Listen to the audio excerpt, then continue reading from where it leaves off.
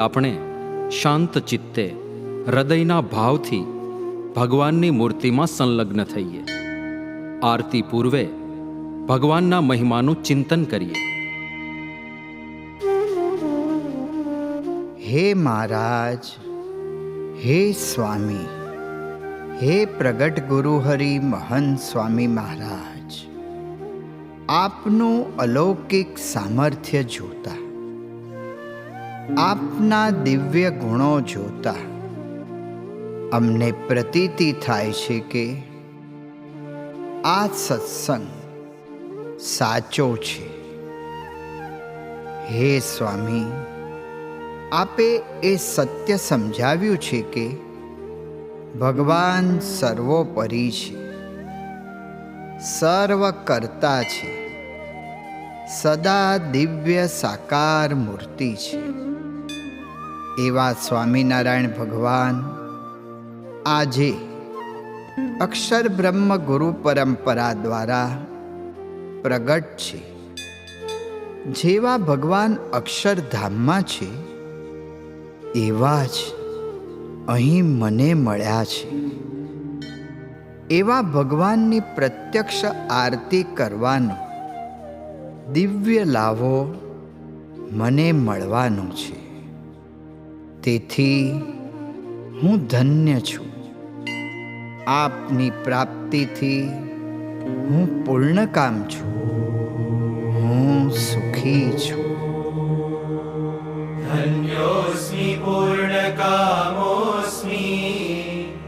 निष्पापो निर्भयः सुखी अक्षरगुरुयोगेन स्वामिनारायणाश्रयात्.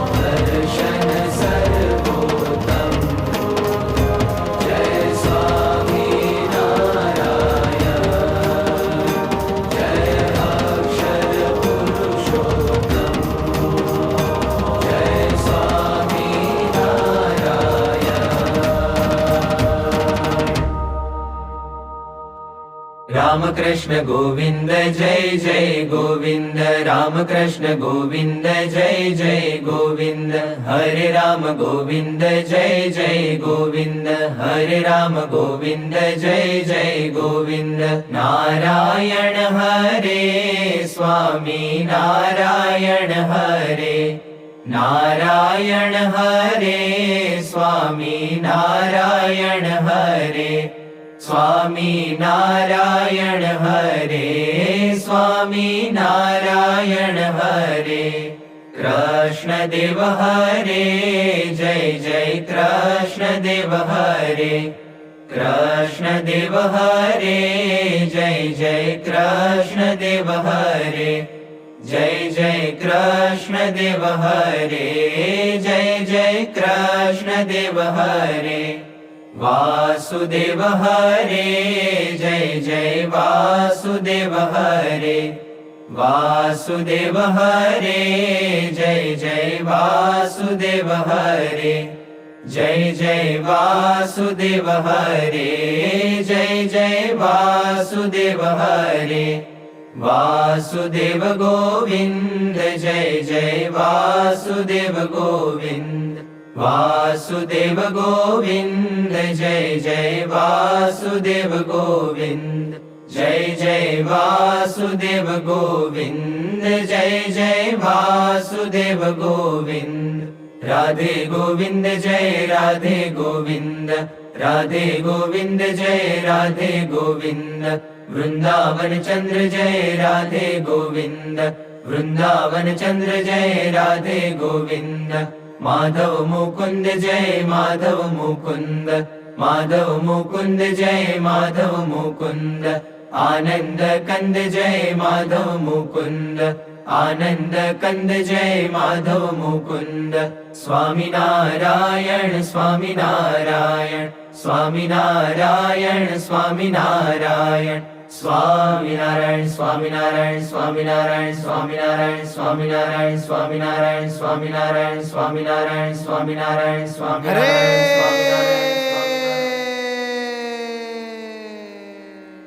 अनंत कोटिन्दुरवि प्रकाशे धाम्याक्षरे मूर्तिमताक्षरेण सार्धं स्थितं मुक्तगणावृतं च श्रीस्वामिनारायणमानमामि ब्रह्मादिसम्प्रार्थनया पृथिव्यां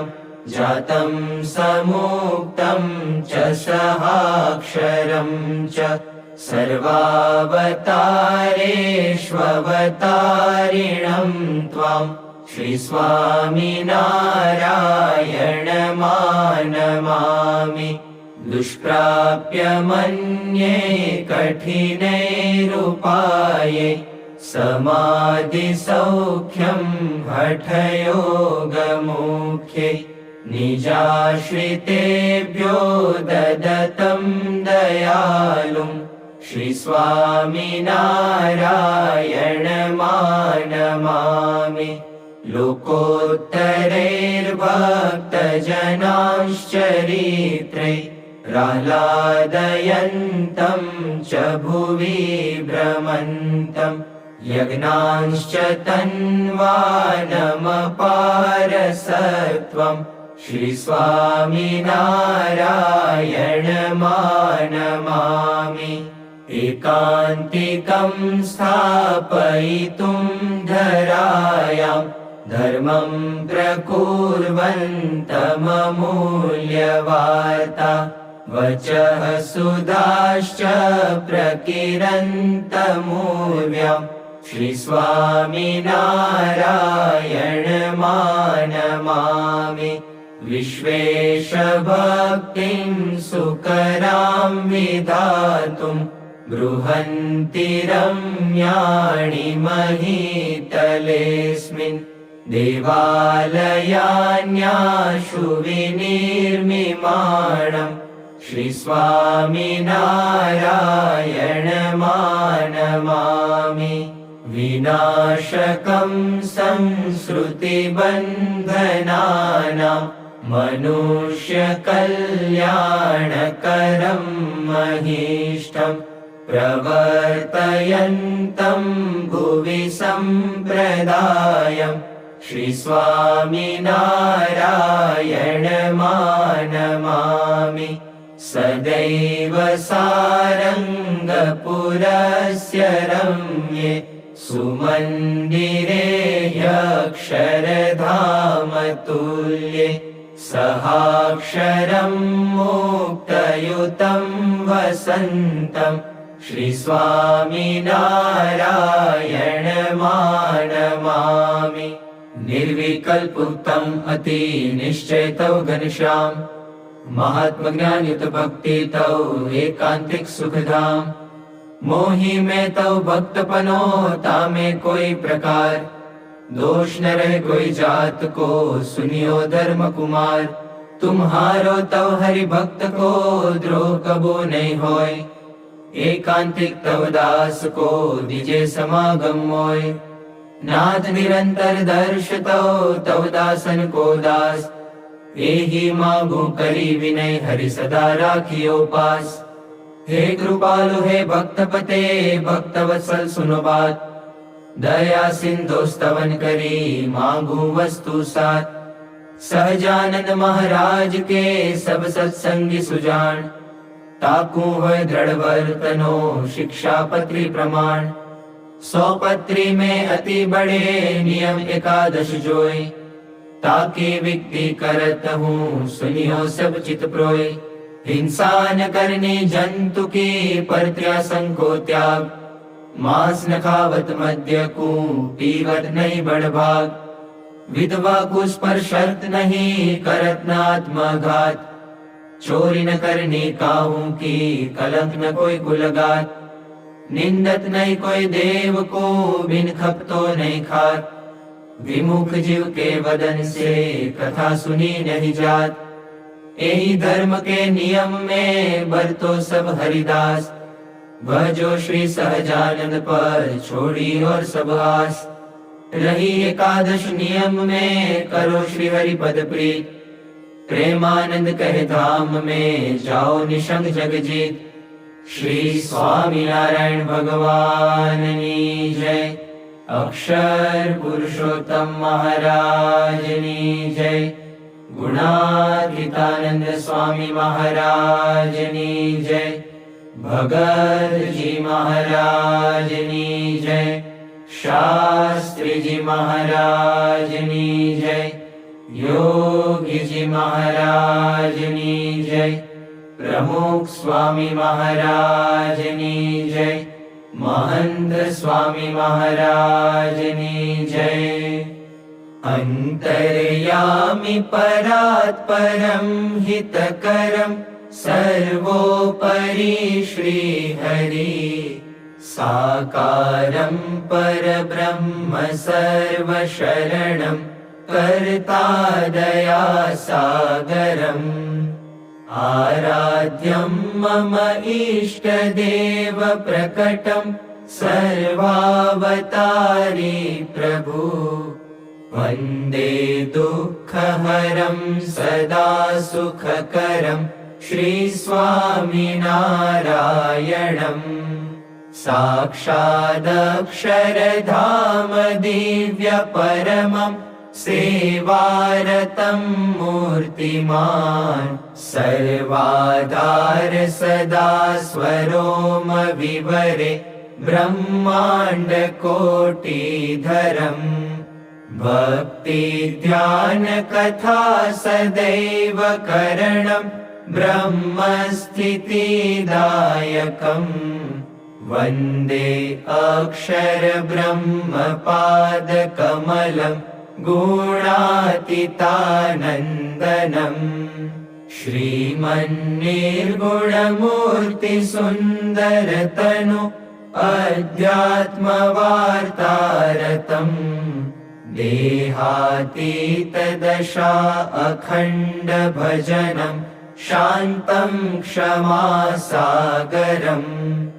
आज्ञापालन तत्परं गुणग्रहि